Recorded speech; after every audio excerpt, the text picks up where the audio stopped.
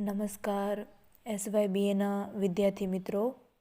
आज हम कविता के सोपान में दिए गए नीलेश रघुवंशी की प्रथम कविता साइकिल पर गिटार, इस कविता का आज हम भावार्थ करेंगे। किंतु कविता को समझने से पहले हम कविता की कवयित्री नीलेश रघुवंशी का साहित्यिक परिचय ले लें। तो नीलेश रघुवंशी का जन्म 4 अगस्त 1969 में गंज बसोदा मध्य प्रदेश में हुआ था। नीलेश रघुवंशी एक स्त्री रचनाकार हैं जो तथाकथित फेमिनिस्ट नहीं हैं। उन्होंने स्त्री मन की अभिव्यक्ति, उनकी समस्या और संभावना के साथ समाज और पुरुष को उदार मन से स्वीकार किया गया है। स्त्री मन को समझने, उसकी पीड़ा और संघर्ष को वाचा देने तथा स्त्रीत्व के गौरव की अभिव्यक्ति नीलेश रघुवंशी की कविता में हुई है। यानी कि नीलेश रघुवंशी की कविता का मुख्य प्रतीक एक स्त्री रहा है। वास्तव में समकालीन स्त्री कवयित्रियों में से साधनापूर्वक सामाजिक दायित्व का निर्वाह करने वाली रचनाकार हैं नीलेश रघुवंशी। नीलेश रघुवंशी की रचनाओं में विशिष्ट परिवर्तन और विकास दिखाई देता है।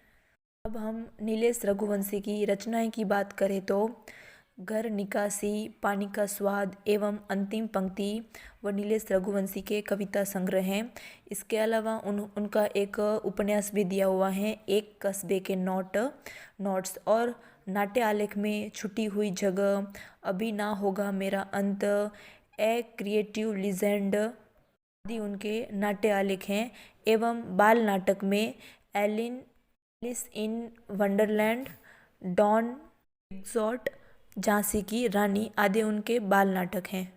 अब नीलेश रघुवंशी की रचनाओं एवं साहित्यिक परिचय को देखने के बाद हम कविता की ओर बढ़ेंगे। तो चलो मित्रों, नीलेश रघुवंशी द्वारा लिखित साइकिल पर गिटार नामक कविता का हम संक्षेप रूप देख लेते हैं।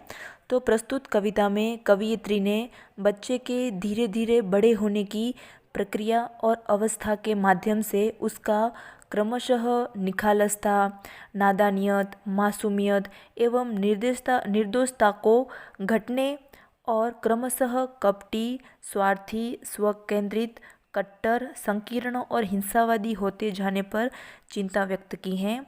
यानी कि कवयित्री ने प्रस्तुत कविता में एक बच्चे की बात कही है, जिसमें उन्होंने दो पहलुओं का उल्लेख किया है। एक में यह कि बच्चा जब छोटा होता है तब उनके कार्य कैसे होते हैं, और फिर जब बच्चा बड़ा होता जाता है तब उनके स्वभाव में क्या परिवर्तन आता है। इसका मतलब ये हुआ कि बच्चा जब छोटा होता है तब उसमें नादानियत, मासूमियत, निर्दोषता जैसे गुण होते हैं, लेकिन जब बच्चा बड़ा होता जाता है तब इनमें से ये सारे गुण वो लुप्त हो जाते हैं और इनकी जगह ले लेता है कपटी, स्वार्थी एवं उनकी संकीर्ण हिंसावादी प्रवृत्तियाँ जन्म लेती हैं। तो कवयित्री ने इसी बात पर चिंता व्यक्त की है कि बच्चा जब छोटे से बड़ा होता है तब उनमें कौन से और कितने तरह के परिवर्तन आते हैं। उसके व्यक्तित्व परिवर्तन का यह सिलसिला कविता की पहली लाइन से शुरू होता है कि बच्चा बड़ा हो रहा है, और कविता की आखिरी पंक्ति में कोई फर्क नहीं समझता से खत्म होता है। इस प्रकार कवयित्री ने प्रस्तुत कविता में एक बच्चे की बात कही है, यानी कि छोटे और बड़े की जो मध्यकालीन रेखा है उनको अंकित किया है। अब हम काव्य की पंक्तियों को देखें तो बच्चा बड़ा हो रहा है धीरे धीरे, समुद्र और पहाड़ों को करता है एक मेघ, घर को बना देना चाहता है आकाश, समेट लेना चाहता है धरती को गोद में, भीगना चाहता है पहली बारिश में।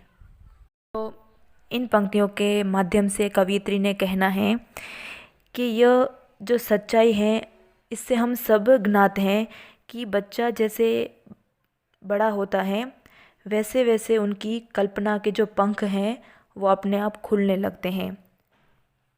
यानी कि जब बच्चा छोटा होता है तब उनकी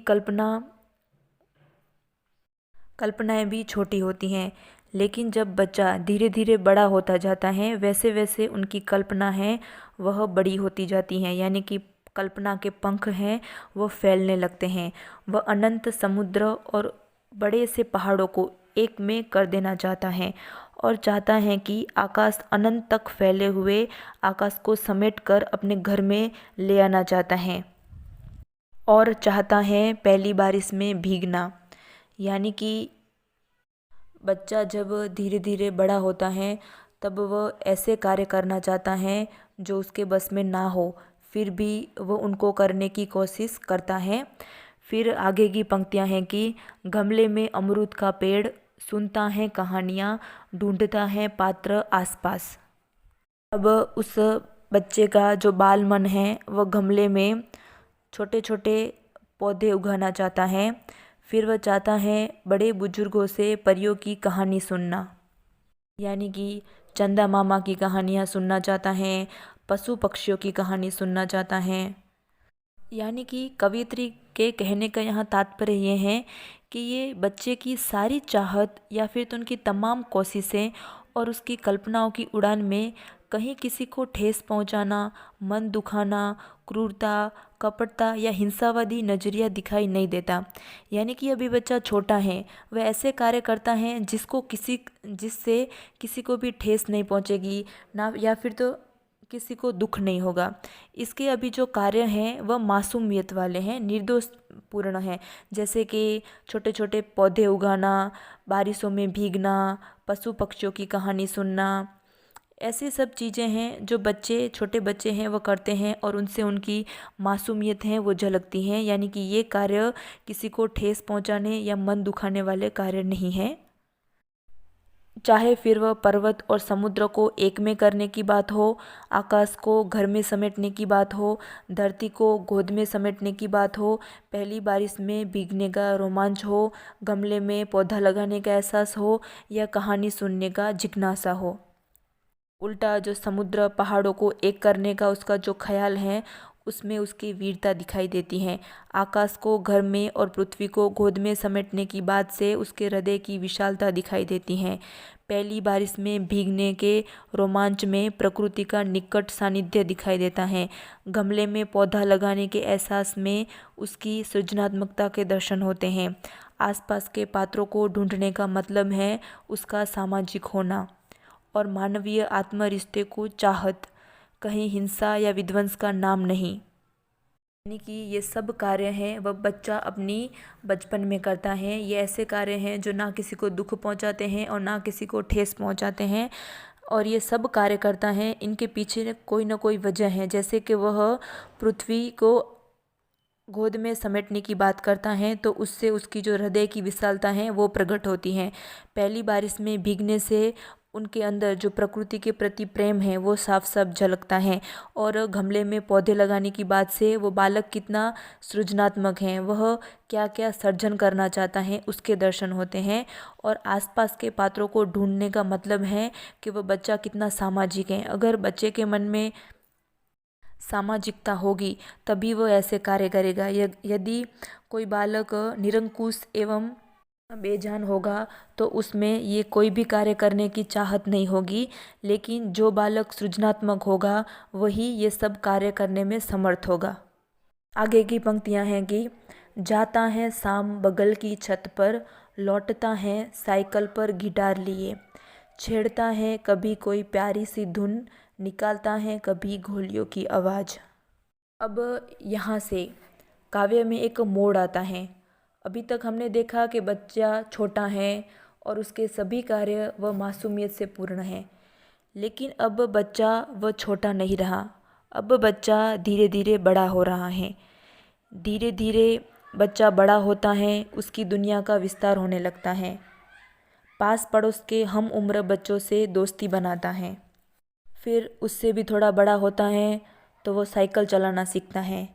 फिर वह शिक्षा और कला की दुनिया में अपना पग रखता है या फिर पैर जमाता है। फिर गिटार बजाना सीखता है। गिटार के तारों में मधुर तान छेड़ता है। कभी कभी इन्हीं तारों से वो बंदूक की गोली चलाने की आवाज़ भी निकालता है। यानी कि अब बच्चे के जो शौक़ हैं वह धीरे धीरे अब बड़े हो रहे हैं।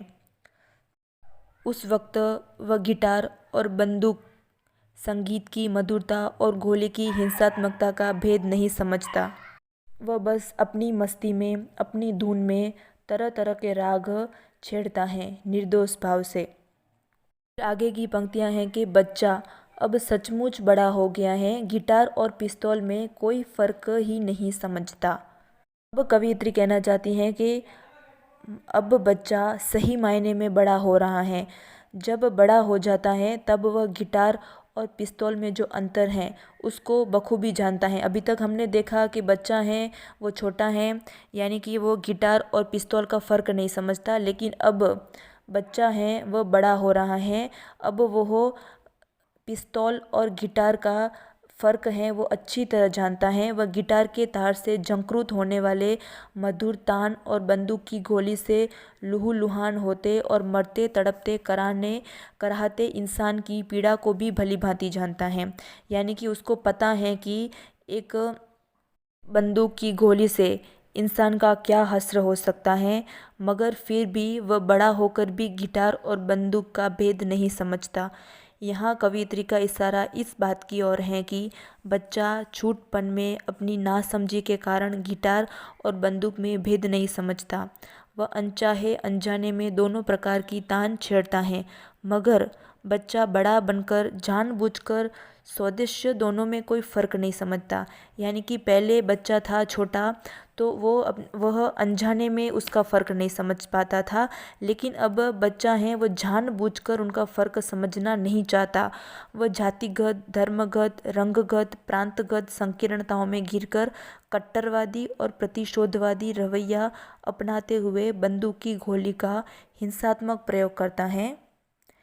इसी बात को नीलेश रघुवंशी ने दिखने में सहज, सरल मगर प्रकारांत से व्यंग्य में ये कविता लिखी है कि पहले जो बच्चा था वह मासूमियत में सब कार्य कर जाता था, लेकिन बच्चा जब बड़ा होता है तब वह ना जानबूझकर ये सब कार्य करता है।